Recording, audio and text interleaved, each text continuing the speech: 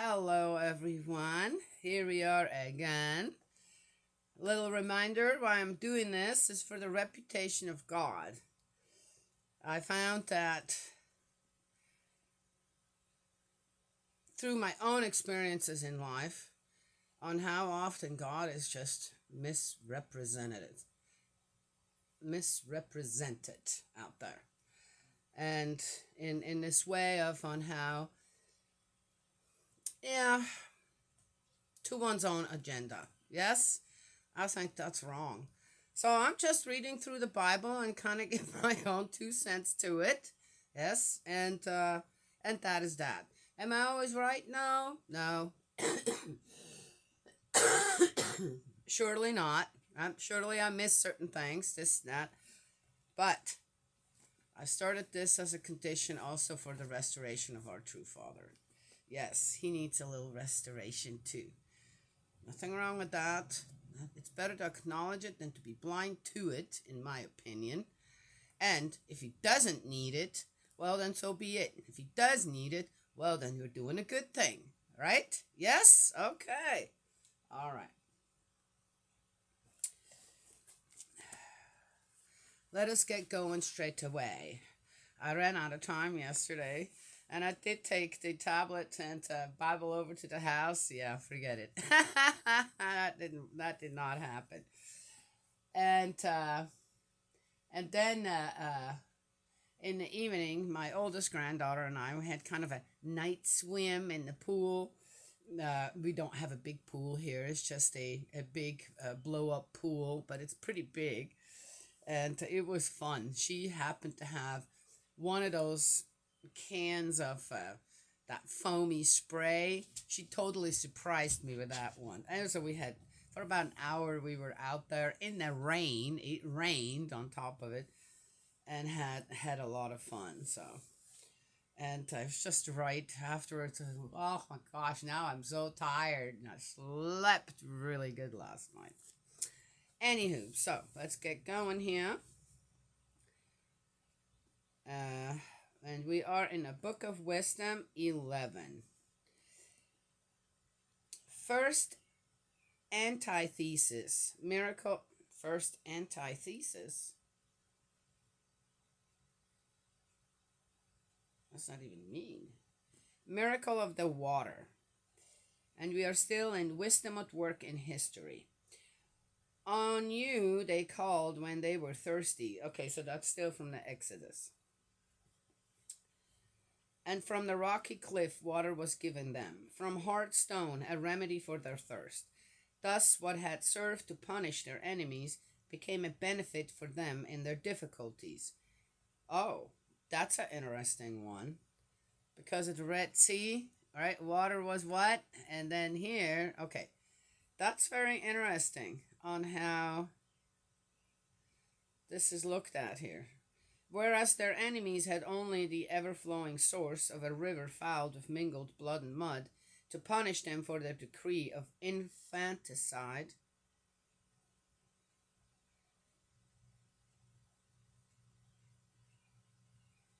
you gave your people against all hope water in abundance.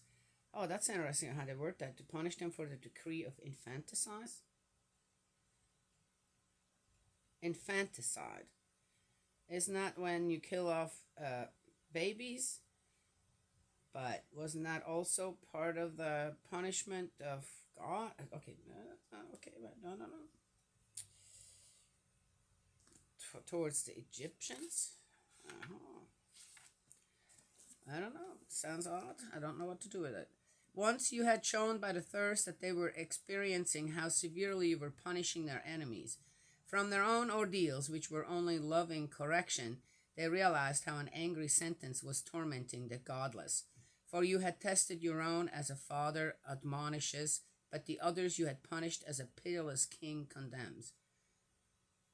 Okay, I guess I had to mention, and whether far or near, they were equally afflicted. I guess I had to mention for the reputation of God, right? Really? Okay, even if the Israelites were the chosen people or the people that seem to have, I guess in God's eyes, right, the will be the most willing to accept him, her, our heavenly parent, as the creator and the only one, and then right, kind of learn from that, and then with what was given here on earth to us and in spirit, right, to do the right thing.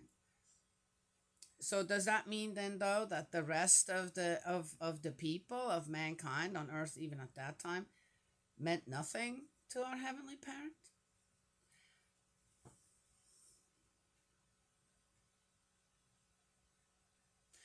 Then why do we bother as Christians, for example, to witness to others and save people? Why bother then? If only the chosen ones mean anything to God and the rest of them, right? Well, okay. This also in a way is describes when others are bullying, especially the ones chosen by God, then yeah, you're probably gonna there'll be some retribution from heaven. Uh, all of it sounds odd to me, and it doesn't sound right. Yet to this day, in a way, that preference still comes through. Right? Yes, that the people think that they have. Don't you think? Okay, well, for a double sorrow seized on them, and a groaning at the memory of the past. When they learned that the punishments they were receiving were beneficial to the others, they realized it was the Lord. Now, where did that come from? The Egyptians realized that?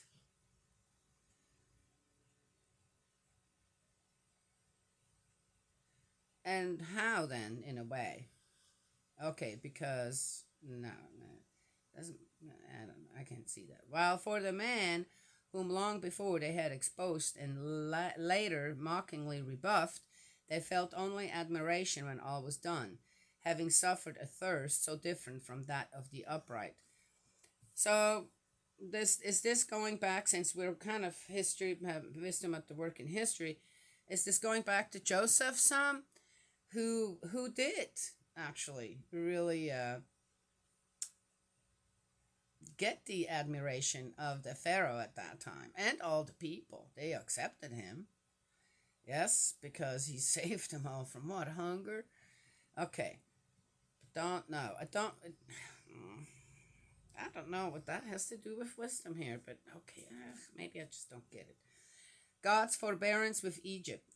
For their foolish and wicked notions which led them astray into worshipping mindless reptiles and contemptible beetles, you sent a horde of mindless animals to punish them, and to teach them that the agent of sin and the agent of punishment.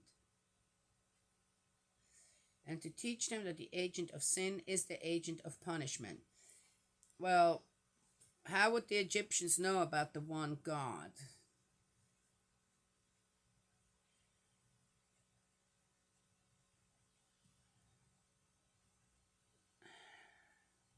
And they reigned for a long time, didn't they? Only when it came to the Israelites, suddenly, but then they still did. I mean, as I said, we know the history of the Israelites and how the Egyptians they were still in power, and they still had pharaohs, and they still did really good. Then during Joseph, and indeed, your all powerful hand, which created the world from formless matter, did not lack means. Oh, they knew that at that time, that the world was created from formless matter? Oh, all interesting stuff. Well, we had that with the void in Genesis. I wonder really when this was actually all written down. Was it written down so long ago? Did they find some scrolls, this and that, and then just added on stuff to make the story whole? But that wasn't known until later. Interesting. Again, written down in a way that then fit whom? Yes? And is it truly Was that really truly God's way at that time? The world from former, okay, let's see, did not lack means to unleash a horde of bears or savage lions on them, or unknown beasts newly created, full of rage, breathing out fire, or puffing out stinking smoke, or flashing fearful sparks from their eyes. Newly created beasts. What? Beasts able not only to destroy them, being so savage, but even to strike them dead by their terrifying appearance. However, without these, one breath could have blown them over, pursued by justice, whirled away by the breath of your power. You, however, ordered all things by measure, number, and weight. Oh. So God could have, but didn't. You, however, ordered all things by measure, number, and weight. Oh, that's an interesting ending right there on that one. It's so confusing. Again, all these kind of shattered thoughts in a way. Not very coherent to me. Maybe others have better understanding. This forbearance explained. For your great power is always at your service. And who can withstand the might of your arm?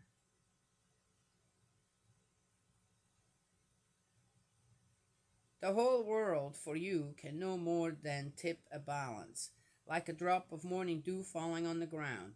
Yet you are merciful to all because you are almighty. You overlook people's sins so that they can repent. Yes, you love everything that exists, and nothing that you have made disgusts you. Since if you had hated something, you would not have made it. God can't hate.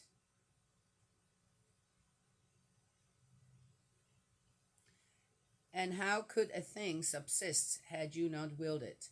Or how be preserved if not called forth by you?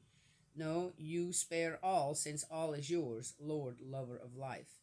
Oh, wow, what a turnaround here. In a way, now we're coming full circle to what I said, right? Yes? For your imperishable spirit is in everything, and thus gradually you correct those who offend. Gradually. Oh, okay. You admonish and remind them of how they have sinned, so that they may abstain from evil and trust in you, Lord. Okay, that's the end of 11. All right, I can't argue with the last part here. That's actually, for me, right on target. Again, though, how do people want to see this? Okay, is God...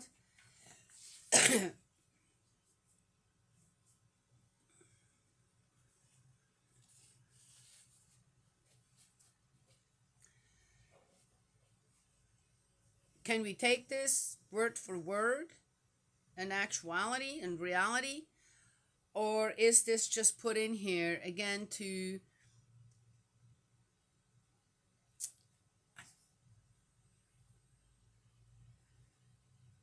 kind of pretend God's all powerful and just chooses not to sometimes, to excuse again? Well, it didn't come true though. Israel suffered greatly through all the kings and the wars and all that jazz, right? Yes? And they weren't always victorious. They didn't always win the wars. Yes? Became slaves again. So here, right? In a way, the people knew, even at that time, that God can't change his own rules, even for God. And so, yeah, maybe he is all powerful. He doesn't.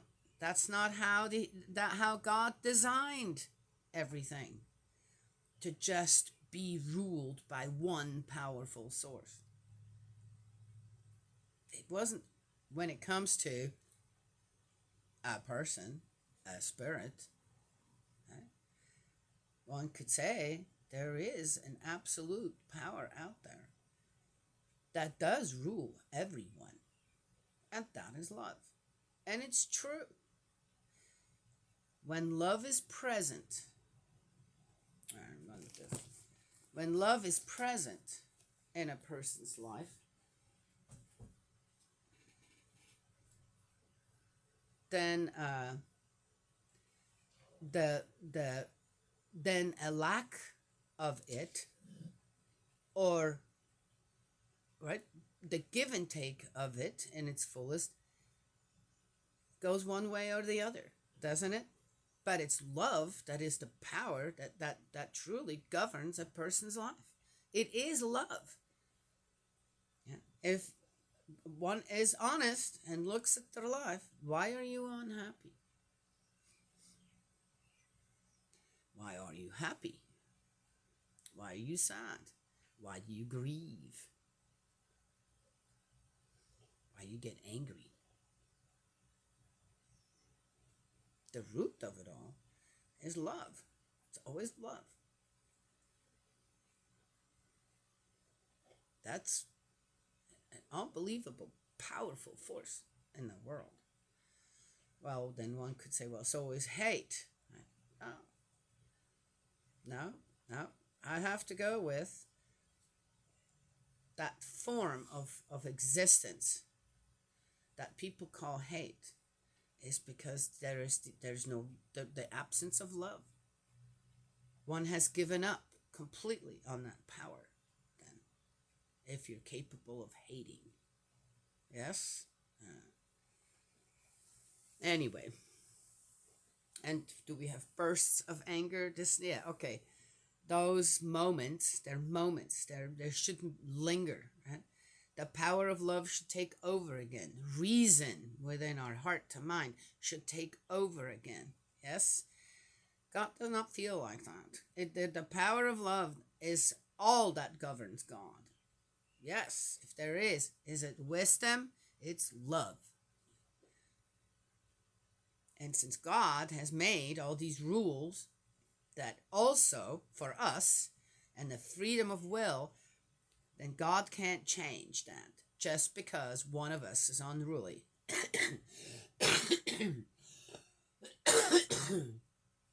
Or a ruler is unruly and all of his people suffer under that.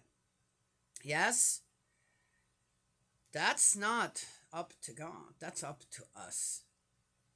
We decide 100%. And all that God can do is watch. Watch and hope. I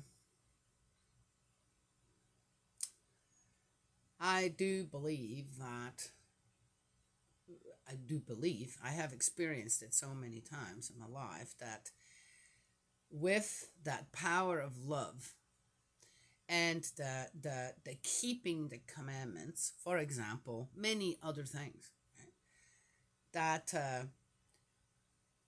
then suddenly the path opens up. One doesn't have to go through the thorny thickness anymore, and through just brush that you can hardly get through. Okay, just as an example, the path just opens up. It's there. One can see it, and one just follows it. And that's kind of then, those are these miracles. Well, the miracles it's already there. It's just we're blocking everything. Yes? The path is there for us in the best possible way for every one of us to live here on earth. If it's rich or poor, healthy or sick, it doesn't matter. We're not here long enough to lament over who's got the better life over someone else, or who is so poor, this and that. That doesn't matter. If you're born in a supposedly civilized, I think civilized countries are more savage when it comes to a lot of things than countries that are still kind of getting their feet on the ground when it comes to many different things. One, defeat the people in their own country. Okay, what's up with that?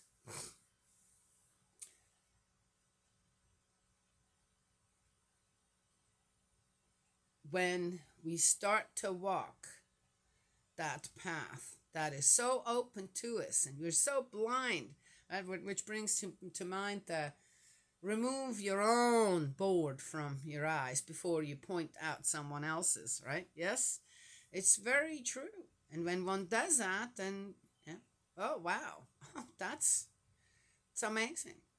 People look at it as a miracle, right?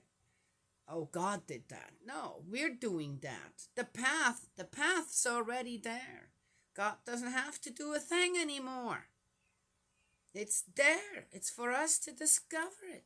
Sadly, we have to discover that still. Okay, just I do not believe, I've never experienced that in my entire life, that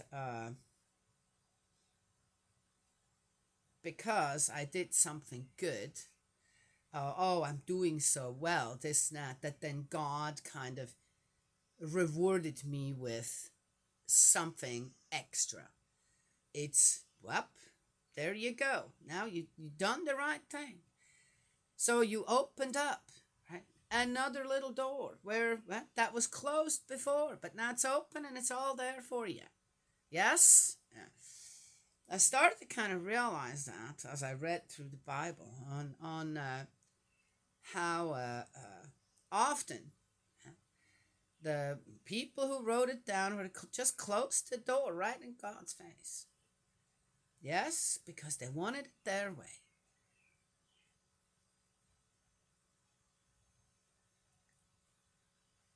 It is sad to me, and I have kind of dealt with that a little myself and through my life, that when someone is successful, someone wins, and the other one's the loser on how the winner, just kind of, yeah, you lost because.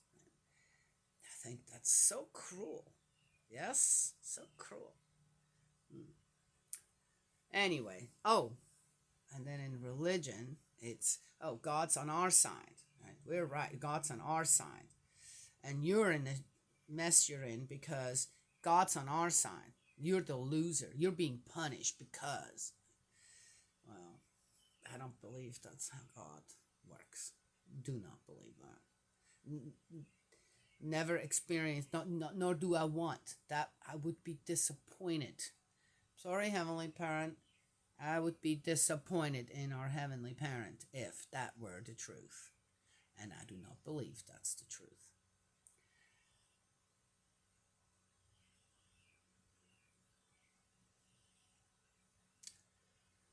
I believe that. I've said that many times now, that our Heavenly Parent loves every human being, the first, the last, the ones to come, and whatever, equally. Equally. Equally given rights, equally given blessings. Yes? So, anywho. And that is that.